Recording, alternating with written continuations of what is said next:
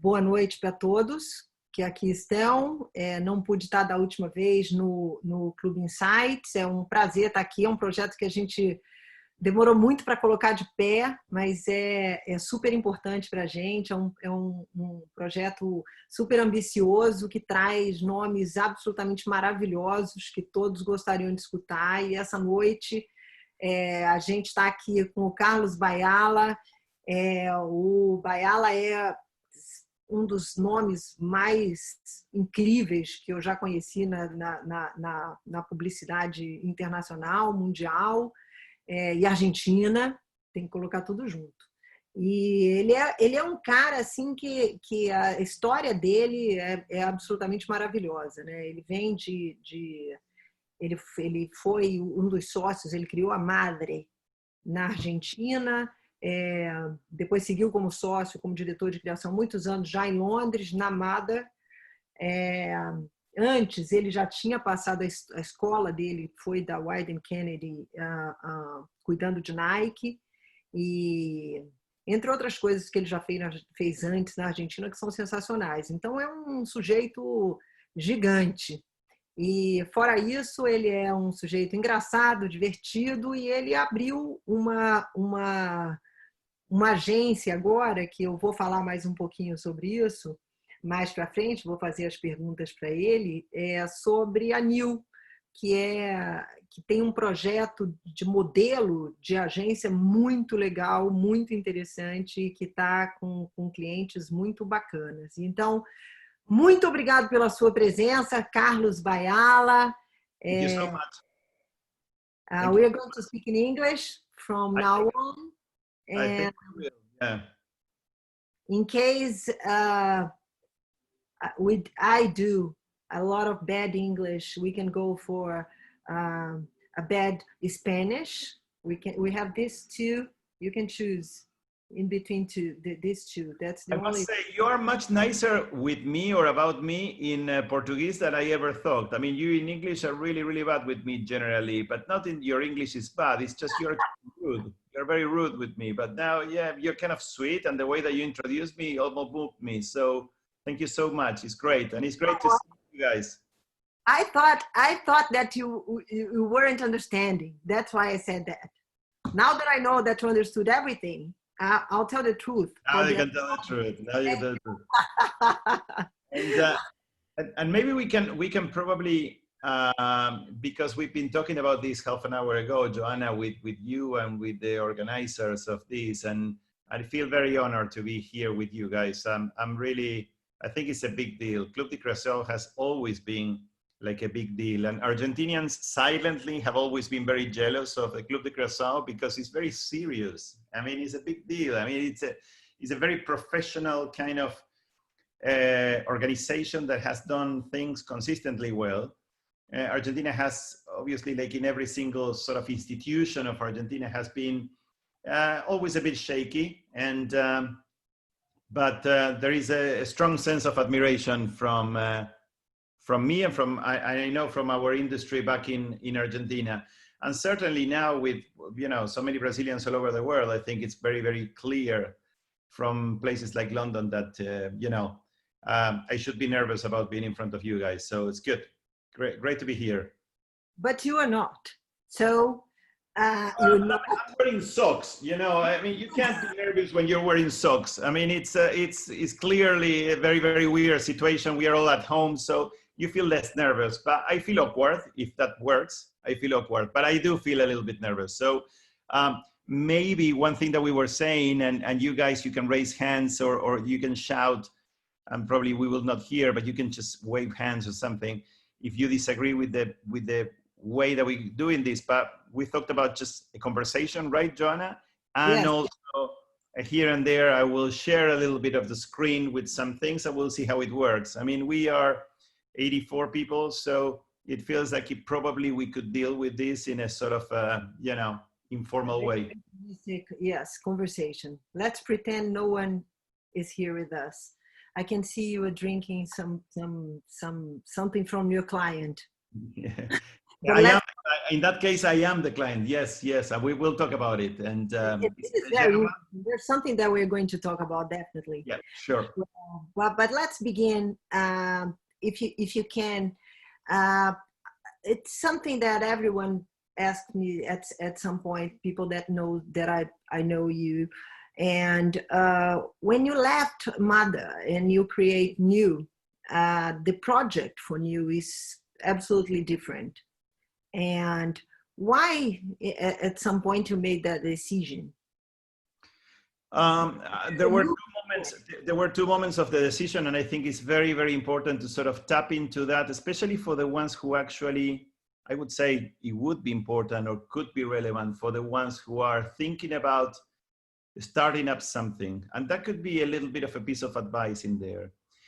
London is very, very established in the way that they think about advertising. I mean, although there are some really fine examples of great work and different ways of looking at the communicational work, and it's an amazing school of that, is also an institutional place, right? Where things are a certain way. Even Mother, that used to be the bad boy in the industry, started being a little bit like the industry in some ways, you know, within the confinement of the industry.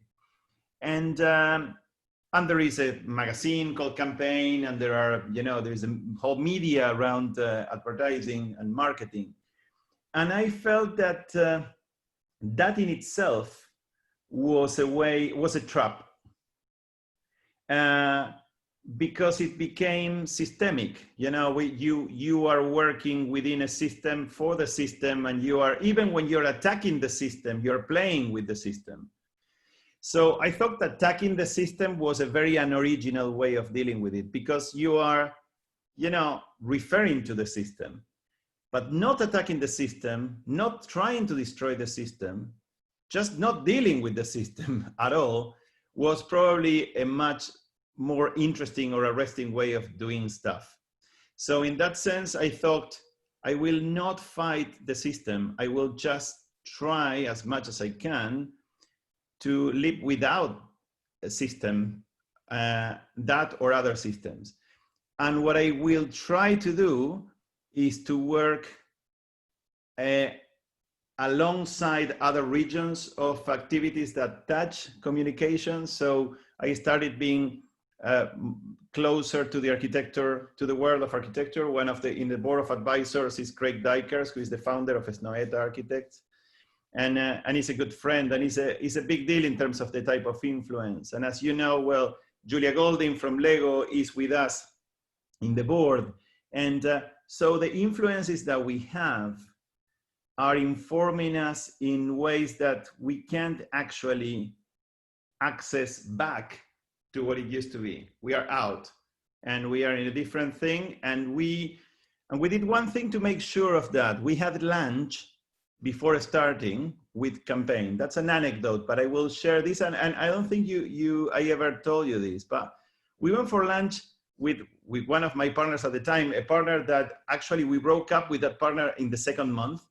The partner that actually we established New with mostly was Alex Penland, and is Alex Penland, from MIT Media Lab, right? Right. And I remember that we went for lunch with the Campaign magazine before starting, like 3 months before starting. And it was a little bit like, okay, let's do this and let's see how the reaction is. And I remember the editor of Campaign, the English magazine, and you know about this. Couldn't understand. No, she asked me this thing in a very patronizing way. She asked me in a slow English, like, you know, almost as if I was a tourist or something. She said to me, Carlos, what is different about what you're gonna do? And then, well, I kind of explained a little bit the intentions, but the intentions were very broad. You know, I had many different inputs into what I was thinking about, and I think that's a good thing. I mean, trying to tame what you're gonna do into a very single-minded thing, it could be very narrow. And but that's easy too. That's what? that's what they are used to. Yeah. You have to have a very, very clear point of differentiation. Yeah. You have a very clear proposition. You are this or you are that. And she said to me, and I will never forget, she said to me, Carlos, if you don't define or position yourself in this industry, the industry will position you. And I thought that was great. I mean, just leaving it to someone else to position us. And so I came out of that lunch very, very happy with that idea of actually, I will not be anything, but I will be defined from the ones who come to us. And sometimes I will be this because this client comes in, and sometimes we will work on opera, like we spend time working on the opera of the future with Anthony Constanzo. And at some point we, it's going to be social communication, or it's going to be commercial communication, it's going to be research. And it happened. And I can tell you every single example in which, if we had defined ourselves as a studio, an agency, a design studio, a research company, we would have done just that. And we are not. And I think clients in general and the world out there is much smarter, and they get when they see smart people at something, and they get when you are offering things that probably are not the most usual things. I had a conversation 5 hours ago about the future train stations in Great Britain and how they should be thought through, and how, and I was working on that with we are working on that with an architecture studio, and it's a competition that we are doing with the trains here with the British Railways, and but the concept is how the next stations, the stations of the next 100 years should be. And they say purposely 100 years because they know that once they invest all the money that they will invest in the buildings of that will stay a long time. And then it should adapt to all the technological demands and everything. We would have never been able to be in that conversation and doing that if we had had a reasonable lunch with campaign instead of a horrible lunch with campaign. Especially because people are not getting what you do now, just like the campaign journalist. I know, but the thing is, the work you've been doing explains a lot what you are in terms of what your partners are and what kind of partner you have, which is very interesting, because I wanted to tell you a little bit more about the partners you have in this consulting team, which is very, very interesting. I think it's the part that I like the most, is that you don't drink, we say in Brazil, we drink in the same place. You are getting information from many other people. You just said, you just spoke about the architecture, the architecture office or something. So the thing is, the relation you guys have is different since the beginning. I realize how different at some points is that we are growing steadily with one particular project that is this commercial organic mate project in Argentina, right? But it's growing in a way that we didn't expect it would grow. I mean, in the first and the second year was steady but not crazy, and now it is going to this moment of going up. I think quarantine, the lockdown, and all that had made a lot of people drink in Uruguay and Argentina in particular, lots of mate. So we got completely overwhelmed by that. And we found ourselves wondering if we shouldn't hire an agency for that brand. That's very interesting. We may do a bit. And now you need someone to advertise it, because the kind of thing that you do, it's not a full, it's not really an advertising agency. And there's one thing about it, which is very interesting to tell the people. You have a client who don't advertising, which is NASA. Yeah. So tell us a little bit about that. Well, I would say yes, and I can share even a little bit if probably the screen allows us, and it would be great. I mean, we had a really good conversation like 4 hours ago with them on something that we are doing for a really big deal project, which is the Artemis Mission. And as many of you must know, there is a mission that consists in launching the biggest rocket ever in the history of mankind and womankind. It's going to be an enormous rocket called SLS with a capsule called Orion in there. And that capsule in particular will go back to the moon with 2 women.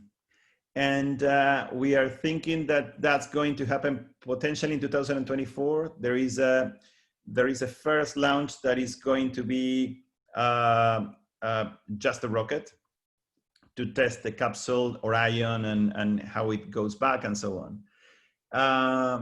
And that's going to be the test happening maybe next year. And by 2023 or 2024, Artemis Mission will happen. I mean, there are 2 things. I mean, what is it that we are doing for that? The most important thing that NASA needed more than anything was to get back to the sense of pride that they used to have in the 60s and the 70s, which they had lost, especially during the Obama administration. I'm not saying that this is to blame Obama for that. What I would say is that Obama re-engineered NASA in a way that was very painful for the organization, but necessary at the same time. What I mean is, at some point, what Obama did with NASA was to define the roles, and the roles were purely NASA roles at some point until 10 years ago. For all sorts of launches, you would have a NASA vehicle coming out of Cape Canaveral. So what Obama proposed NASA and the nation and also private investors was to do all the missions that were like the simplest missions and the short excursions into space would be private. And the very, very ambitious ones would be NASA driven. And therefore, what is called deep space exploration would be NASA. It's something that NASA would do. But the problem with that is that all the privates went to Cape Canaveral, started dealing with NASA. That would be SpaceX, obviously, Blue Horizon, Virgin Galactic, and so on. And they pretty much ate them alive. So they said, we're doing this. And by the way, Elon Musk said rapidly, we are going to Mars as well, and probably we're going to be earlier than NASA. So all those things were very, very difficult for the culture of NASA. So what we are doing now is that we've been working for 2 years with them. We did a rebranding of something that they needed, but I wouldn't say that's the most relevant work. But the film that we did for that was a very, very important film within NASA and in Washington as well, in terms of what it meant and what it was saying, but it wasn't for the general audience. And what we are doing now is that we are launching NASA again with the mission with the new mission to the moon. And this is a spectacular thing that we are doing that is a filmic thing, but it's an installation, and it's also an interactive installation that announces the role of women in NASA, the role of women in space exploration going to the moon, and by the way, explaining that NASA has, for the first time in its history, a launch operation director who is a woman, Charlie Blackwell Thompson, who we are working hand in hand on this project. I mean, she approves the project, she sees everything, and she deals with us as well. And she's an amazing, amazing woman. And I went there, we filmed, I directed the piece myself with lots of people from different production companies that helped us in this. And the climate in NASA is completely different. And I think it's gaining a lot of confidence. And as you could see 3 months ago or 2 months ago, there was a launch from Cape Canaveral from SpaceX with astronauts in there. And it's a big deal. It had been 10 years since that didn't happen because they were doing that from Soyuz in Russia. So lots of things to be done in there. And probably the most important project that we are doing is for 2024, 2025, that has to do with something that I will show a little video that is a teaser about it. So hopefully it will play. Let's see it. You want to put it on? Put it in? Shall I try?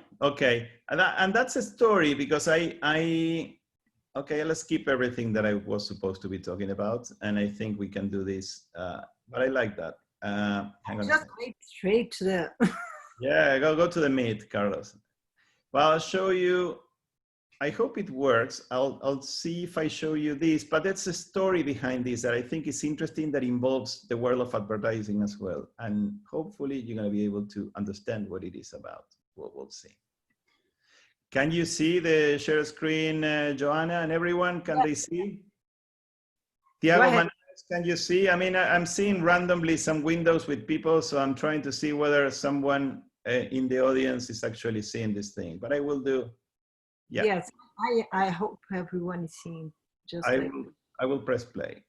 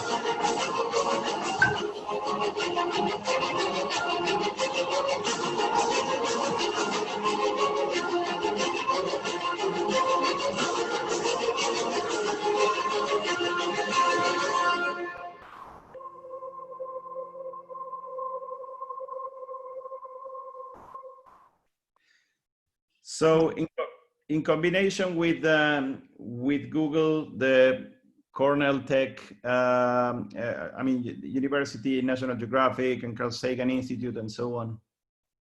But NASA fundamentally, and I'm working with the JPL in Pasadena on this. We are planning to do something that kind of comes out of that experience that was Voyager, but with a difference. We are trying to send out outside of the solar system and towards a planet that is the closest planet outside of the solar system. Basically, the picture of all humans on Earth for the first time ever. And it's a really, really complicated thing because we are planning not to do it in a pen drive or something like that, right? So we are not sending a zeros and ones there. We are actually sending a physical evidence of all of us. So the pictures will be nano pictures. And the speculation from the Carl Sagan Institute is that if someone sees that, optically, there should be the possibility of in very simple ways kind of see those faces. And it's going to be potentially 7 billion portraits in there in a space that is like a hockey pad filled with discs. So it's a very, very small element. Why? Because that mission has many other reasons to go out there. But this mission will have the most important symbolic element in there is how can we technologically bring all of humanity, not just samples of humanity, but all of humanity to the nearest planet outside the solar system. And the reason behind that, which I think is interesting, in the video says 2022, we don't know whether we're gonna make it because we are still aligning this with a particular mission. The reason why it is important is because the role that I'm planning to inspire outside of NASA is that NASA should be, and it is in fact, but should actually incarnate much more the notion of being mentors of the world in space exploration. So if we actually engage and bring people from all over the world, from different countries, from different nationalities, from different cultures and religions and races, onto that same mission, it could be the most unique opportunity to unify people behind the notion of a space exploration, not the notion of placing a flag of a country on the moon or another planet, but just talking about Earth, not talking about a country or a nation or a competition. And that changes completely the dynamics of what NASA used to be and what it will be. And I think the most important, probably the most important contribution that we have made has to do with one statement that now NASA is taking as a natural statement, which is, it's not about the American flag anymore out there. It's about all of us. I can't hear you because you're on mute, Jonah. Mute me. It goes to mute automatically. The thing is that have changed the perception of NASA completely. And that was the idea. But the way you guys were working, it's completely different. Well, so, yeah, Jonah, sorry, go on. No, what I would ask is, we started this conversation and the title was at the time, Why Innovation is Not Enough. And this emotional bonding that you end up doing with NASA, that we expect a lot of innovation in things. I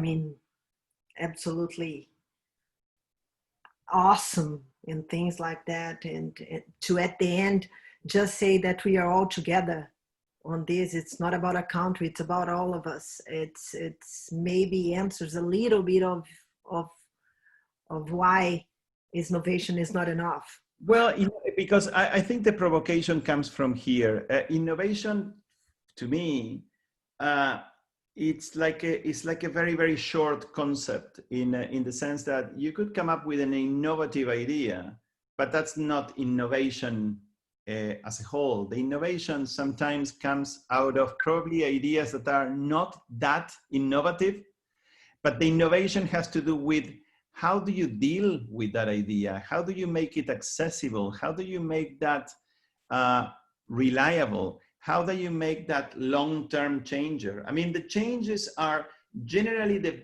biggest changes that happen in culture and in society happen through about 5 to 10 years. That's the time in which, you know, people really change a very, very strong pattern of behavior towards something potentially better. And I will use one example that is very obvious, but Toyota didn't have the best, most innovative idea, but had the most innovative impact and created innovation in the way that it was understood, the bridge between oil cars and electric cars, through one car that was accessible to everyone and understood by everyone, that was the Prius. And the Prius was a hybrid system. And that hybrid system, and I will use this concept, and I got it here, so I will probably use that. And probably you guys are aware of this concept, right? That is this designer, Raymond Lubick, who designed, among other things, the bottle of Coca-Cola and everything, had this principle called the Maya principle. And the Maya principle is crucial to understand why innovation, the spark of innovation in itself, is not enough if you don't have a substance based on what this is for and how it should be in order to be embraced. I mean, we are surrounded by ingenious, interesting things that are sparks of ideas that actually are not necessarily embraced, and they are big failures at some point. So what the Maya principle means is most advanced, yet accessible.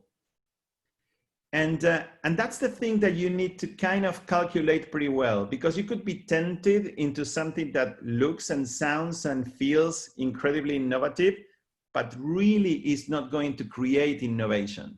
It's not going to deal, or it's not going to lead towards innovation, if you know what I mean. And that's the thing that I have the feeling that it needs to be understood. We have so many gadgets of innovation around, so many gimmicks of innovation right now. And I think it is important for us to understand that this is a serious matter. that involves issues. And that's the thing, Joanna, that I wanted to at some point to say, that issues that if I could write the brief of what we need in the world right now, I would say that if we could deal with this brief of what is it that we need and what are the needs right now, I would be very, very simple, which is breathing is something that we need and we will need, and we need to do better of that. Eating, definitely, but eating involves what we are going to do in order to actually create the conditions for eating in a planet in which we will be in this planet, and we will be as a species, monoplanetary species, for another 70 years or so. These species need to be multiplanetary, otherwise we will not survive. We will not survive. We need to be in other planets. And that's a fact. I mean, that should happen before 100 years from now. It's breathing, eating, reading, writing, thinking, and voting. I mean, those are, for me right now, the most crucial elements in here. And I put purposely voting because it's almost like a consequence. I mean, a healthy voting is a consequence of all these things. And I also... We know that in Brazil, pretty much. Well, I think that what's happening probably in Brazil, in the UK right now, in the US, which is this tendency to kind of blindly go into the temptation of, you know, voting for a sort of a notion that is like a nostalgic notion of something that you think it could have been, or... But if you look at this, there is this concept that I think is very interesting called deep adaptation that now is being very interestingly embraced by a lot of environmental forces, which has to do with, rather than trying to change behavior, we need to accept that we may not change behavior in many aspects, and we need to make sure that we adapt as a species to many of the consequences of what we have done, because those consequences cannot be stopped. And how do we re-understand landscape farming? How do we understand how to survive to enormous amounts of floods and droughts that will happen and multiply, and the storms that will multiply, and the conditions that will get very, very intense here and there? So how do we adapt and we change? And the interesting thing about this, that seems to be like accepting the status quo, which doesn't sound very cool, is actually very cool in this sense. Adapting doesn't mean surrendering. Adapting means you need to use your creativity to actually create the next chapter of humanity, given the circumstances that we have, and we will probably need to deal with them. So rather than Yes, and that's a problem, because that's a good thing that the kids are actually thinking. Greta and many kids are thinking that we can still do it, and I am not hopeless about it. I'm saying that's a possibility that we can actually change, but what if not? And if not, there has to be a lot of people thinking about the consequences of what will happen and how we deal with that. Regarding eating, there has to be a whole re-understanding of eating and how nutrition will play a different role, and the demands of nutrition are actually asking us much more than either vegetarian or meat. It's a much deeper sort of notion that we need to reconsider. School obviously is a gigantic deal in terms of reading, but the reason why there is a difference between the reading and the writing is because reading could be an internally active activity, but passive in the sense that you can be in the same environment with other people and you can actually learn to read and be in advice in how to read and what to read. But for writing, you need a psychological frame and an environment around you, in family or in mentors or in tutors. And that's something that needs to be done and needs to be helped with. And these are very, very simple concepts: breathing, eating, reading, writing, thinking, and especially what is going on right now with the circumstances of the media chaos and the religious chaos. I think religious is being very underestimated, but it's playing, and you can see that in Brazil, but you can see that in the US, a gigantic role in the way that we are dealing with, also with politics. And finally, how can that become a very healthy bridge towards a much more educated, discerning sense of voting. Alex Pentland, who is my partner in MIT Media Lab, wrote a paper that I thought was very interesting. That is, do you want to change the democratic landscape? Go out and talk with someone. And it's the importance that the relationships, the physical relationships between people will have. And I think after COVID-19, it will become very, very apparent that the physical relationships and debates that I think will grow after this pandemic, that would be my only sort of futurist kind of prediction on that. I think debates on the streets will grow, and that's a very healthy thing for, and it will be painful. And we can see that in the States happening right now with the Portland assassination the other day, and the confrontation is an enormously conflicting confrontation out there, but it's happening in the streets for a reason, because it had happened quite a lot online and in the suburbs of the digital world. Now it's starting to happen on the streets. It happens painfully, but I think eventually will happen in a healthier way. So yeah, I mean, these are my partners, and I was talking quite a lot about Alex Pendla, but Gustavo Santolaya is a very, very interesting character to also consider. He's a music producer, so he's a very unusual type of partner. He sits in Los Angeles, and he's helping me and all of us with NASA. We are working heavily with him. This mission that you just saw the video is a mission that is being rebranded by us. Recently, we changed the dynamic of what the mission and how it's going to be communicated. So it's a complete different thing, and we are working together in that.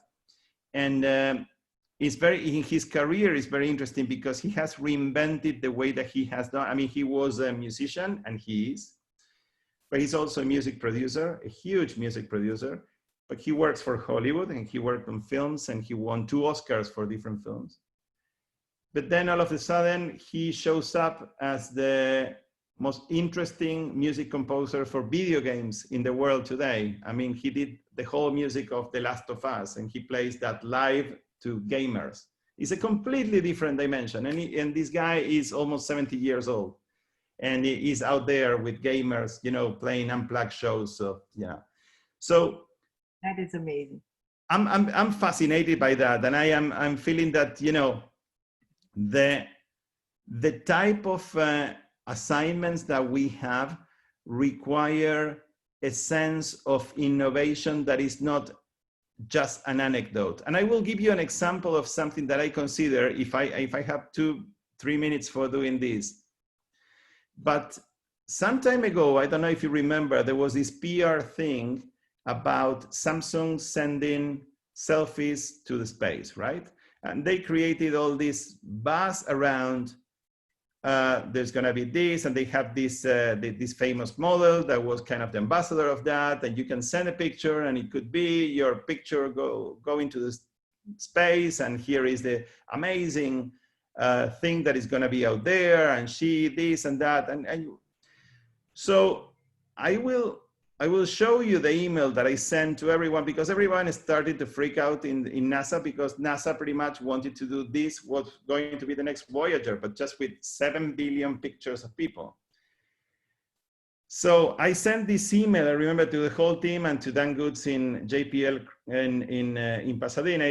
I think this is taking a very interesting shape. By the way, there is out there an activation by Samsung talking a lot about taking selfies to the space and back.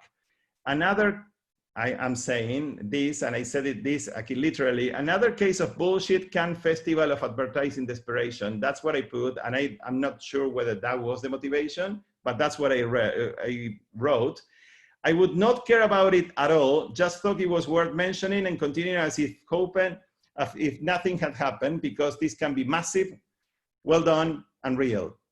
So, as I said, we are doing this probably in 2-3 years, and we are still developing the technology to go there. What happened 2 weeks after that email? This is the thing that they tried to launch, and it crashed miserably. It really looks like a washing machine. It's really like, you know, something that actually didn't go very far. And then there was this thing that happened at the time that said, Samsung selfie crashes. Samsung's space selfie balloon thing crash lands on Michigan horse farm. Samsung's space selfie project sends celebrity selfies on high altitude balloon approximately 20 miles into the atmosphere. So it was supposed to go to 20 miles and back. But that's what I mean by desperation. In order to get a little bit of PR out there, they just fast forwarded something in order to say, we were technically in space, but it doesn't matter how, we're gonna send some selfies, it doesn't matter exactly how many, we're gonna, and the whole thing ends up in this way. Whereas when you are doing things with NASA, you spend lots of time trying to figure out the actual right way of doing that. And in order for us to sort of make sure that we do that, and I put purposely this picture, I'm here we had lunch with an astronaut not long ago, and I took Domingo there. I tend to have my son around for things like that to give us a sense of perspective. And I think that's important because I have the feeling that innovation has to do with just make sure that it's real and make sure that it's long-term. Yeah, and not as a toy. That is just why I'm absolutely in love with the new project, and you know it. But the thing is, you are, since I know you, and maybe 10 years ago, I don't know. Yeah. The thing is, you always have been very passionate about everything that you do, and your sense of real things and truth, and telling what you need to be, what really needs to be said, no matter what. Always in a very well polite way, but I mean, if you don't have a real purpose, and if you don't want to do something that it's big and real, just don't do it. And I heard you saying that for some clients. So it is quite amazing, and it is a privilege that you can do that in a big place. But it's not easy. It's not always been that easy. Well, that's why NASA, Joanna, helps you get in real, in the sense that these guys are working sometimes for 15 years on a project. I mean, these guys are engineers that are working on really, really long-term things that sometimes they don't even see the light of the day, because their careers have been spent on one particular project that they pass to someone else. Yeah. So the great thing about that is they make sure that what they do, it actually means something. The problem with our advertising little world is that it works in very precise calendars, agendas of 6-8 months. You know, we get things done, these things go on air. Eventually they will go here and there, or they will be design or prepare or develop or engineer in some sort of technology for, you know, the next 3 months. Between London and South America, you have new in Buenos Aires as well. Yes. So yeah. The difference, because of economy, it's a really huge gap. If you can do how can you be paid for a project of 1 year, for example, and survive? And meanwhile in South America, you gotta have 10 small projects to be able to survive. So it is.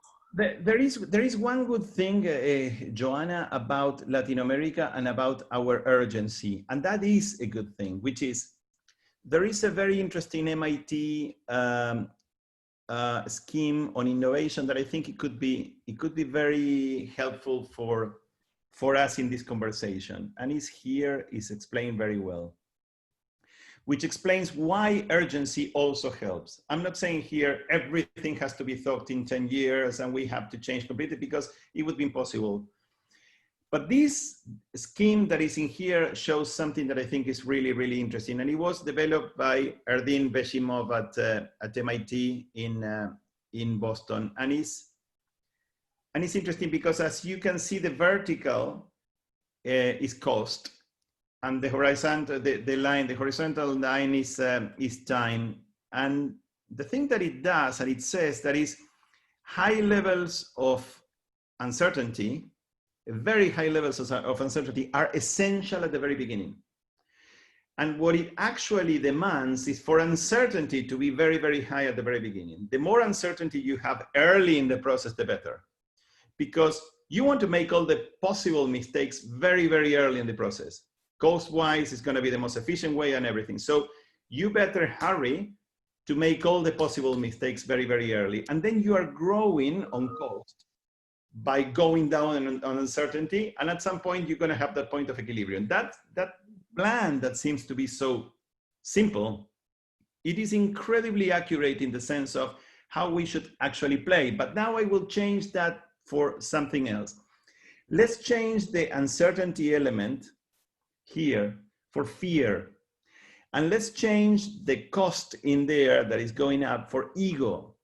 The problem that we have in the world of marketing and advertising many times, but in general in many different activities, is that we apply a high amount of ego early in the process. And early in the process, the most important thing that you have to have is fear, not ego.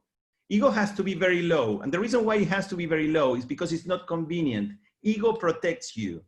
And you don't want to be protected at the beginning. What you want to be is just scared and completely lost and accepting that. Ego doesn't allow that. And my highest recommendation in here is to actually apply the least amount of ego at the very beginning, the highest amount of fear at the very beginning. And then the ego should grow because you need at some point, once you get something good, you need to go out there and just present it to the world. And for that reason, you need a little bit of ego going on, but definitely not during the creative process. And that's one of the issues that we are having in many industries in which egos are very important. And we are not willing to risk that. And that's why the Cannes Festival or wherever it is, or the British D&AD and stuff are so important, because they are a very easy, although boring, confirmation of our ego is, safe. We are getting an award year after year after year, therefore I'm protected. And that is a trap in that way to real and true innovation. I'm not saying that Cannes Festival is bad or anything like that. That would be ridiculous too. What I'm saying is, it's really dangerous and it could become a trap. And it's in some I remember we've been together voting, judging some people, and one of them was a very great idea. And then someone called the company, and the company said, "Oh no, that doesn't exist. No, we just let the guys wanted to do it, and so we let them, but it was not really produced." The guy from remember that? Yeah. And that was something that made us really mad at the time, because the idea was really great and people would not do it properly and big enough and serious to change something, to make a difference, because it was already done. Because the worst thing, Latins have amazing phrases that I think, thank God, they still last. And one of them applies to this, which is, I think it's corruptio optimi pessima, if I am not wrong, which means the corruption of the good is the worst corruption of all. Which means if you are going to have a good idea and you're going to use it badly because it's not real or whatever it is, you are making two huge tragic mistakes in there, because you are discrediting ideas and the beauty of ideas. And also morally, you're making something that is, you're hurting that heavily. And I think that's a big deal. And I'll give you one example of something that probably, I'll try to be quick, because otherwise we're gonna hit the hour. And just I want some people. I have some questions. I mean, okay. Reach you So, with some I will be very quick. I'll say two things and I'll show two examples. This is a picture, Joanna, of 2 days ago. So you can see my beard is pretty much exactly like it is. So that was 2 days ago. The guys who are here are on the left, bottom left. Rodrigo Londoño was the commander-in-chief of the FARC guerrillas in Colombia. The guy on the top right is a senator from the FARC party. And Maria on the bottom right is the communication person from FARC as a political party. Just for you to understand who this guy is, he was this guy. So basically he was a guerrillero, a guy in the middle of nowhere in the jungle. And I've been working with FARC since before the signing of the peace agreement. And I've been with them constantly, working around the notion of consistency and not losing their patience on their pacific stance, right? The peaceful stance. But here is the funny thing. Next to me on this sofa, I have my son, Domingo, the same one that was with the astronaut in the other picture. And I asked him to take notes. So I introduced my son, 10 years old, to these guys. And he wrote in Spanish, in very broken Spanish, because he writes in English and speaks in English, some of the notes. And they were so simple, Joanna. He took, I mean, basically what FARC is trying to do is to say, to have a big, big mea culpa to the whole nation and to say sorry for many of the mistakes that they have made. Now, what we want to make sure is that they are doing it, they are profoundly doing it in a way that is difficult for them. Not propagandistic, not trying to sell something, but just trying to open up. And by open up, Domingo was writing these things in very, very candid ways. Children can be amazing at helping us not only gaining perspective, but achieving honesty in the objectives of what we are doing. They will not get the ego part. And I think that's probably one of the biggest traps that all of us have, because it's a terrifying activity. We are putting our ideas in front of other people. People can be cruel. They can treat us badly with that. They can actually reject them in ways that are very, very difficult. And we sometimes are not built in a way that can actually deal with that. But I think the most important role, and Joanna, I'm so glad that you are heading now the Clube de Criação, because not only who you are, but as a woman, because women have a different perspective, and this kind of ego-driven sort of era that is finishing, thank God, was male-driven, was driven for guys. And, yeah. Yes. And that you can tell it's very childish, it's very impulsive, it's very phallic, it's very about who has it, you know, bigger and longer. It's horrible. But I would say that dynamic is not happening anymore in the world. It's changing dramatically, it's changing heavily. And we need to welcome that. It's an amazing moment of changing here. And I see more and more women involved in the decision-making that are not acting like a continuation of that era. They are acting like something else is happening. And I can just feel it. I see it in NASA, I see it everywhere. I mean, as you can see, FARC was an organization that was very, very sort of male-driven. And all of a sudden, they needed Maria as the person who starts helping them strategically and communicationally. They need a woman, because women can bring a sense of perspective, a genuine sense of care that we men tend to forget about. Yeah. I don't know if you agree with that, by the way, Joanna. I turn it into a question to you. No, it is, yes. I think there's, I mean, my generation suffered a lot with all this behavior, and some of the women became more men behavior. But at the same time, I've seen a lot of men having this more feminine way of leadership. What that means? Well, we get used to share and to give responsibility for people. And we actually think that people that are going to be together, working together with us, have to be better than us. Why? Because since the beginning, we need people doing great things that we don't do to be able to survive, to be able to work and to take care of the kids and to take care of the parents and to take care of everything as it used to be. So, because at my generation was yet taking care of everything, not sharing those responsibilities most of the time, not talking about the bubble, but talking about general stuff.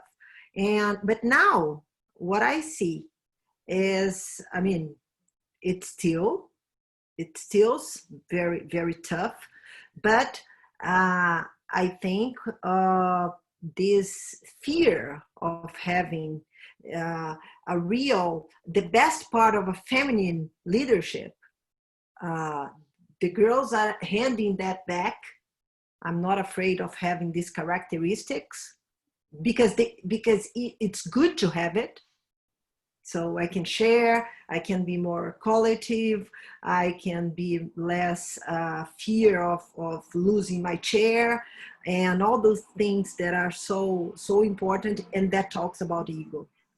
So heavily, and the very big difference about Madre in Argentina is not to do necessarily with me or with the male leaders of Madre, but the woman who was probably one of the only women leaders of advertising agencies in Argentina. Is my ex-wife and Gabriela, my best friend Gabriela, and she led the agency. And you could tell, because from the door out, it would be me, the leader. From the door in, everybody in Madre knew that the leader was Gabi.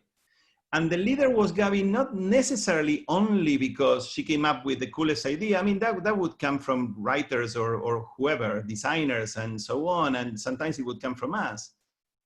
But the big idea of how we are doing this together, in which terms we are doing it, and what sense we are doing it, was a feminine idea. It's called Madre, for God's sake. yeah. And so it happened in that way. And I learned so much from that. But I need to accept as a man that I competed quite a lot against her. I felt sometimes threatened by the amazing perspectives that she would have. I'm accepting this in all candor in front of you, because I think that's an issue that the man has today, that is trying to deal with what's then my place, because I used to be understanding my place pretty much on my own and with other guys. When a woman comes in and he has a very clear position of power in there, what do I do and how do I do? And that readjusting has been painful for many men. And I feel for that. I think that adjustment we also need to reconsider quite a lot. Yeah, it's happening already. It's not for our generation, and of course that there are the people that can reinvent themselves, and there are people who are young but already old, and there are some old people that can just reinvent themselves. Thank God. And so we keep changing, and it's our innovation. Totally. And that has to do with continuously re-educating ourselves and re-understanding ourselves, and be fascinated by that. Fascinated by being lost at some point. I always say this thing about the brújula in Spanish, the compass. And the brújula in Spanish, I don't know whether that happens in Portuguese, is north, which is an N on the top, and then west is an O, and south is an S, and east is an E. But if you read it in this way, it says no sé, like now sé. So I have no idea. So it's the compass in itself that tells you something that I think is sometimes very insightful, which is embrace being lost quite a lot. And I've been talking about that a lot, about the possibility of making mistakes, and a bússola. Yes, Rebecca said here. And And the thing is, the possibility of making mistakes, and now that we are hands-on much more than we used to, and that is good for everyone. And we have less people, and the structure is very small, because you plug with different people. Totally. So that's the future for me. Yeah, and that's how it has to be. And the more people you know, and more interesting people you know from different I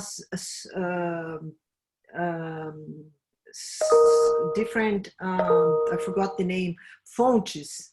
Yeah. And that's something. I mean, if the structure is small, you know that you will be able to deal with uncertainty better. You will be braver always, and you will be able to, and there are new dynamics in that sense that I think are helpful. I'm aware of time, by the way, Joanna, because we just reached the hour, and probably some people have some questions. And I actually, Joanna, read a question that said, I want that water bottle. And Lais wants what you're taking. You can buy it, because it's a product that his agents, I mean, knew. Also, among all these things that working with NASA, working with Converse in New York, because now they are in New York as well, working with many things. And we are working. We work with Lego in a project that I think is going really, really well. That has to do with adults and Lego, and that was an innovation. Right? No, it's in LA. We did it from London to Denmark, to Billund. But the yerba is called porongo. And by the way, if anyone is interested, we have something that we opened that is called Bayala Gratis in Instagram, that this is a free course of communications that we are doing from all the learnings that we are having at NU. And that happens, the last class is going to be next week on Thursday. And it's about 6,500 followers in this, and students that involved in that, but also ended up being clients and business people and advertising people. So if you're interested, you will see that on Instagram, and probably if you know a little bit of Spanish, you may follow this. But I'm here open also to the questions that could come, or questions that you guys have already, or Joanna, if you have a list of the questions that were there, maybe we can do that in the next. Yes, Lena, you wanted to ask something, and where are you now? Or do you know? Where is Lena? It's not here? Yeah, I have this one here that I think is coming from Lena, that is, ¿en qué consiste blended learning? And so shall I read it and then? Yes, please, read it. What is blended learning, which is our sort of a tool of research? We have a tool of research that is called blended learning, that basically what we do is, before we jump into any sort of project, generally, I'm not saying that we are doing it always, but we try to do it as much as we can. We apply this thing that we call blended learning. Now, there is not a formula there, but the thing that we actually do is that we use 4 or 5 different sort of sources of understanding. One of them is data analytics. How do we use data analytics? We mostly use semantics analytics. And we run algorithms around conversations that are public conversations on Twitter and Facebook. What does that give us? Quantitative information more than anything. And that's very, very boring process, because the algorithm takes forever. The conclusions that it has in the beginning, it doesn't have any conclusion. An algorithm doesn't work like that. But in semantics, it gives you some sort of nodes of conversations here and there, right? The thing that it does is captures millions of them. And it gives you a broad sense of some of the conversations where they could be. But now here is the funny thing, is that blended learning is good for you not to trust any of those sources directly or 100%. Data analytics, as it is, and Alex Penland says it much better than me, is in its very, very early stages, and is still quite uncertain. and there is a lot of bullshit around how precise and how incredibly useful it could be. In analytics of semantics of conversations, it's still very, very early stages. Having said that, it could be helpful if we are creative at looking at that. But now, when you combine that with journalism, the thing is different, because journalism, pairing up with that, is a qualitative approach to kind of asking questions to people face to face, and even, you know, online you can ask questions and having conversations, and that could feed back into whatever you are doing in analytics.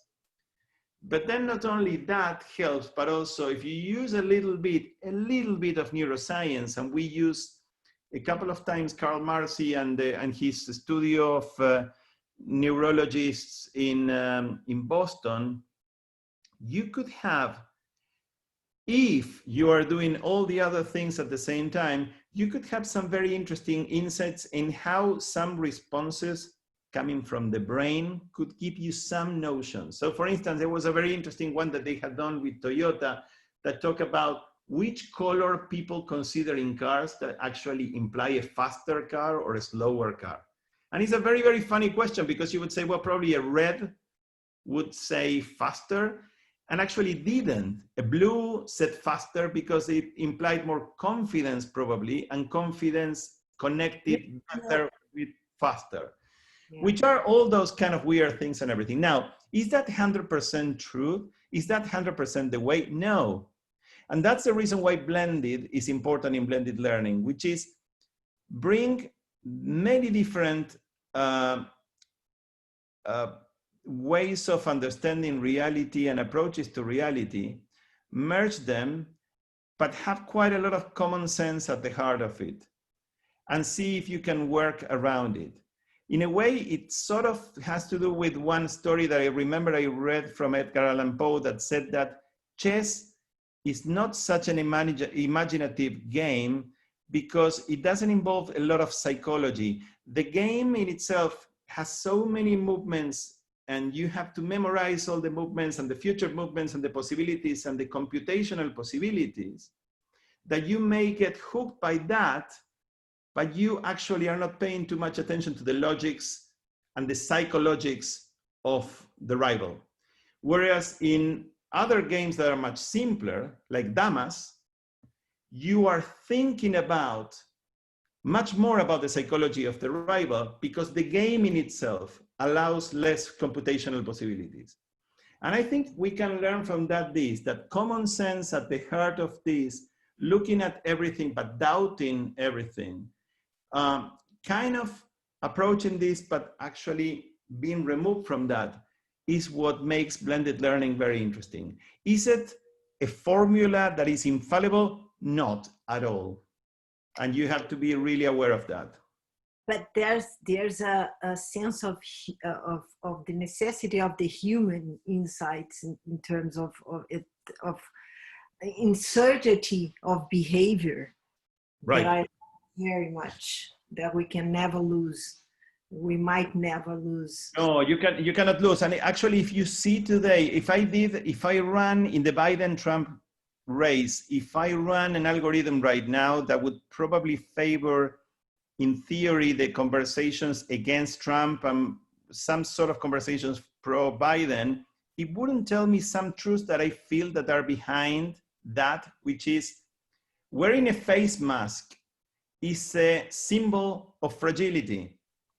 And that's a very, very impactful element in there. Biden wears a face mask. Is he right doing that? Of course he is. I have the feeling that it's a responsible thing to do. But Trump not wearing a face mask projects confidence, health, an attitude towards the other that is a cocky attitude, and also a rebellious spirit that is very, very sexy to many people. And you cannot blame people for feeling like that. That's a feeling. And I think those ways of reading this that involve psychology, semiotics, are crucial. And some of them are streetwise analytics, are things that you can actually see and go, of course. I mean, it's very obvious that that's happening.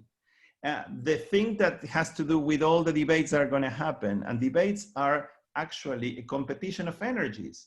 unfortunately. I mean, there is not so much of ideas, and we all know that. And I think that's the reason why so many characters like, you know, Bolsonaro in Brazil and Trump and even Boris Johnson here in the UK are what they are to lots of people. And it's not only to just blind, stupid people. That would be completely disrespectful. It's quite a lot of very smart people kind of going, well, that's refreshing actually.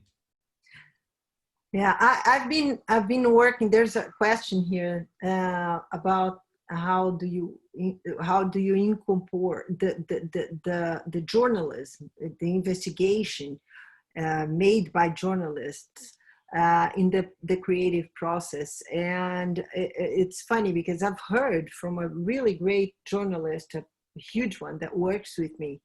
And he said that he worked as an editor for Veja, which is a huge magazine in Brazil for many years. It's a guy who is very respected all over.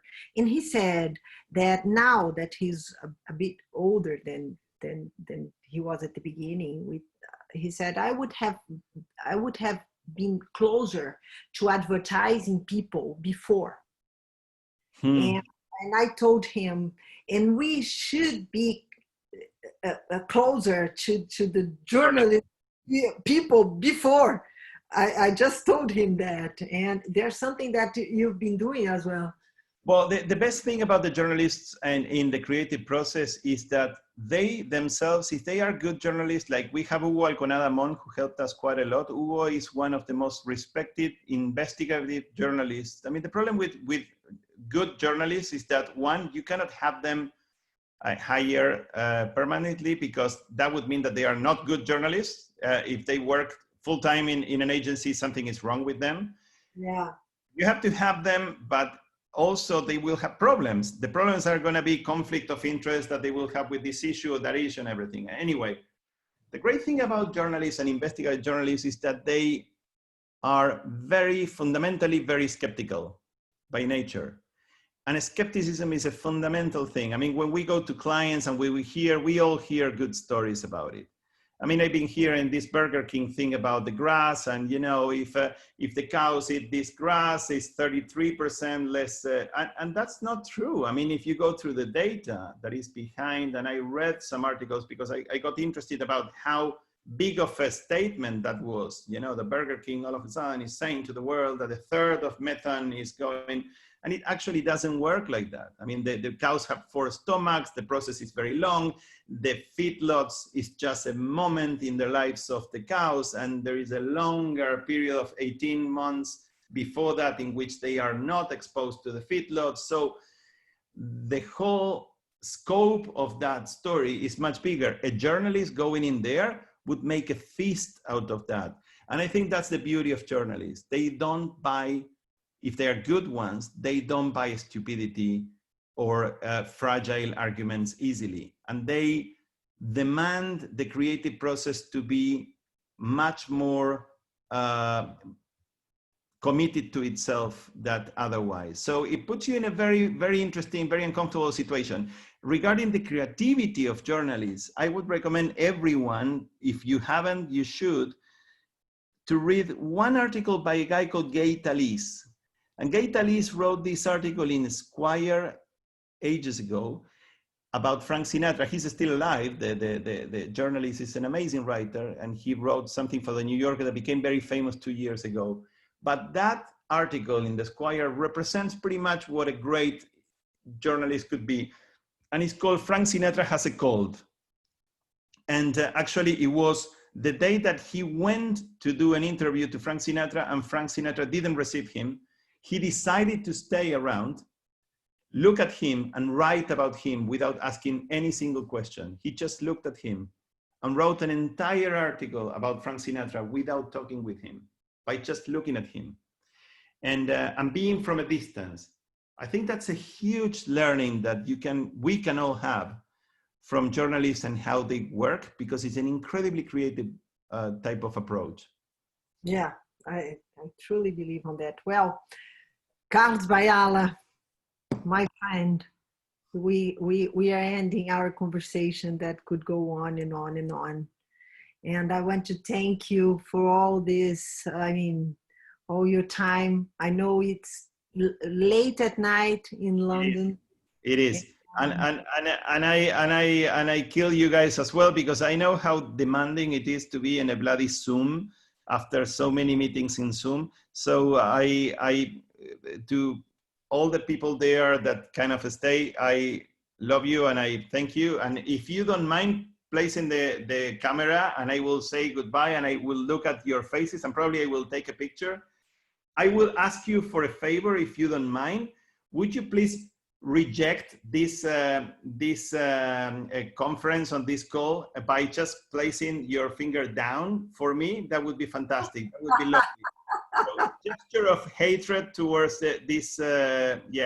Okay, I will keep it like that. So let's put the camera. I love, there is some backgrounds that are amazing. So I'm gonna take a picture and I will, yeah, fantastic. And I will just take a picture. Okay, now I'm in the second page, so it's quite a lot of people in there. If you could place the camera, put the camera, fantastic. Regina, I wanna see the camera, and Marcelo, okay, fantastic.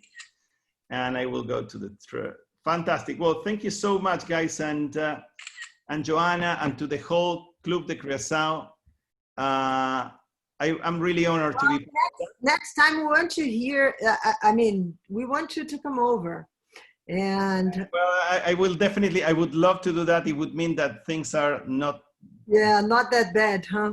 Yes, yes. Also, if you guys come over to London, and if you want, or you have any question, my email is always open for that. Is carlos@thisisnewlondon.com. So you can send me an email and you can ask me whatever question, or if you're interested in sharing ideas or something, we are totally open for that. And as I said, we are also open in Instagram for whoever out there would be interested. That is very, very, I mean, I don't even know how to say thanks for you. And that was amazing. A lot of great things. Love you. Thank you so much. I love you, and thank you, guys. Thank you all, and thank you, Manuel, with your crazy background with the football, you know, game in there. You have amazing backgrounds, by the way, all of you. So thank you so much. And just to catch your attention. see you around. I just want to say thanks for Globo, who is helping us with Clube de Criação and supporting the insights and making this free for everyone to watch some of the best people from the world and like you. Thank you very much. Love you guys and see you around. Take care.